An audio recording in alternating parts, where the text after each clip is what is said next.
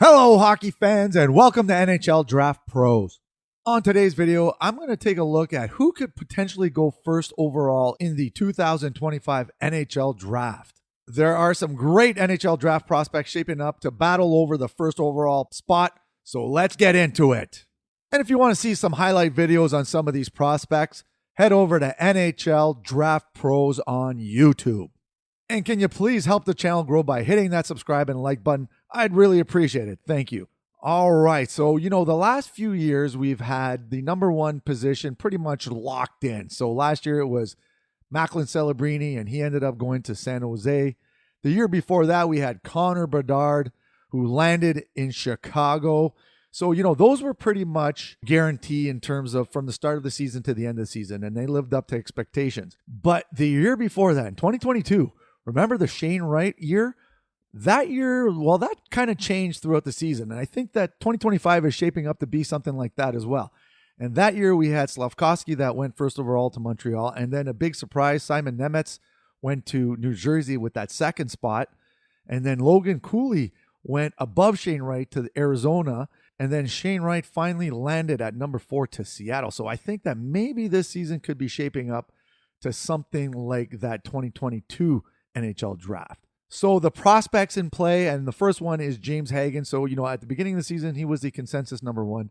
And right now he has 11 points in 9 games playing for Boston College, which are decent numbers. But for a first overall pick, we're looking for a little bit more, in that department, I guess. And he's, a smaller player, 5'10", 176 pounds for a centerman.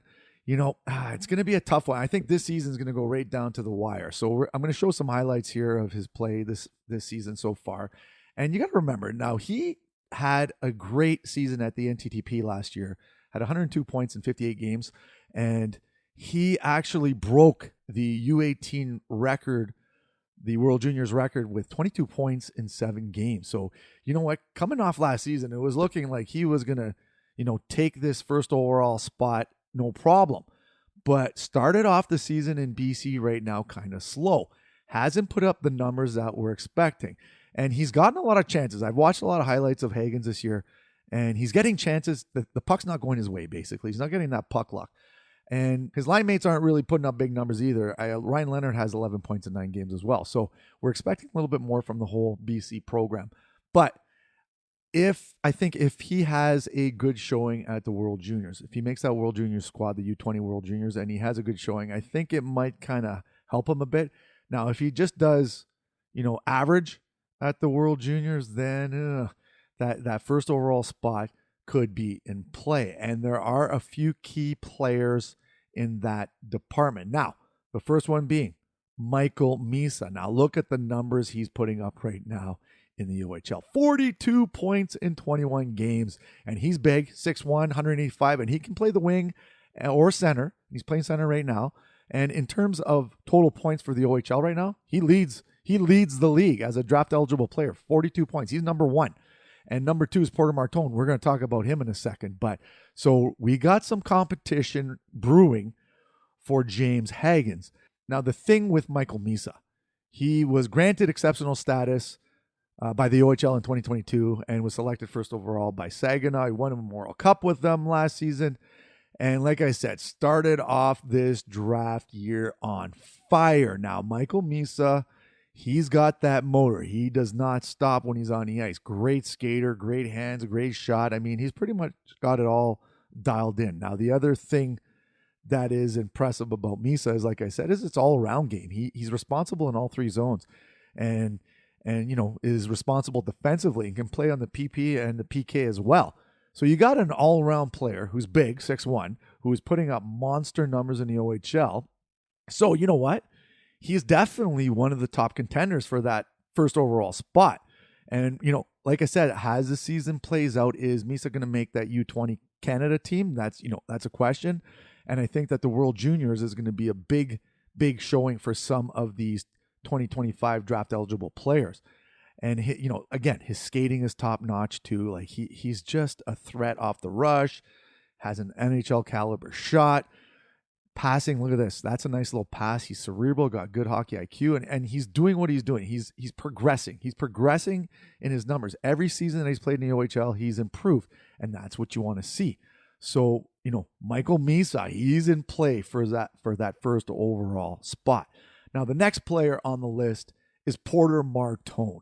Now, he is big, 6'3", 207 pounds, and he has 37 points in 18 games playing in Brampton in the OHL.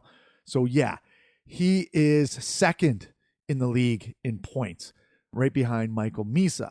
Again, putting up some monster numbers in his draft year, and that's exactly what you want to see in a player. And, the thing with Martone is that look at the hands on this show. I just want to show you this clip here. I'm gonna stop talking for a second. Watch these little toe drag release. Hey-o, upstairs. Yeah, big kid. He's impressive along the wall, and he uses his big body to kind of help protect the puck along the wall, but he's got great hands. And I saw him at the beginning of the season in Erie, and there was a couple times when he was along the boards and along the wall, and he was coming out in those battles easily with either a deke or using his body. And he's responsible defensively as well.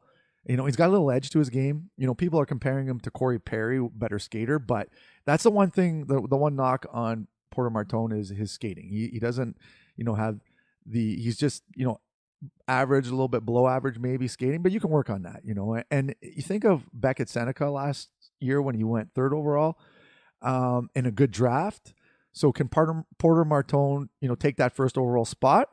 That's the question is it depending on the team that gets that first spot in the lottery, if they have two stud centers, then they might go with the big winger Porter Martone. So he's in play for that first overall spot as well.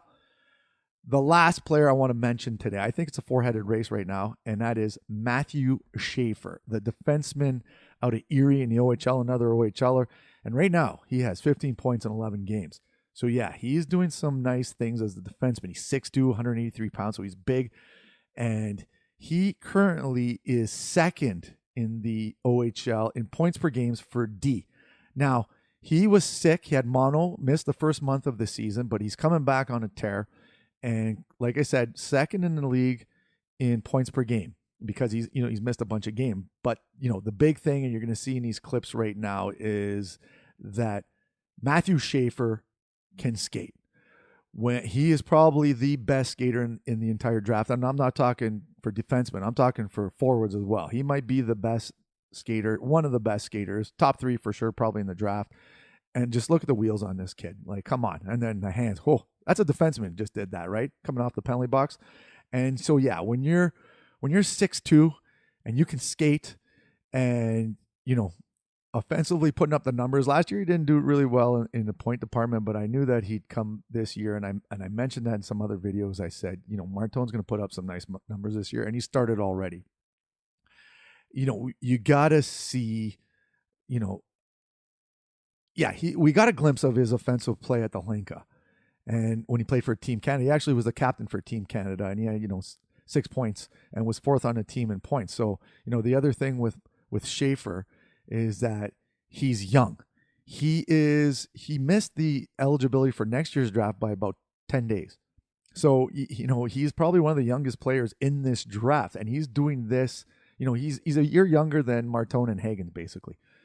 So, I think that Schaefer, if he continues to dominate, and again, we could see maybe like the 2022 draft where, Porter Martone goes first overall and Schaefer goes second or something like that, because depending on the team needs of who goes, who gets the first spot and the second spot. So, this draft is shaping up to be a beauty.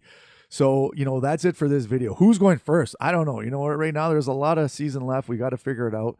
And that's it for this video.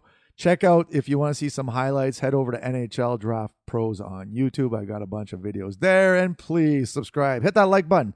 I'd really appreciate it. And we'll see you soon. Cheers.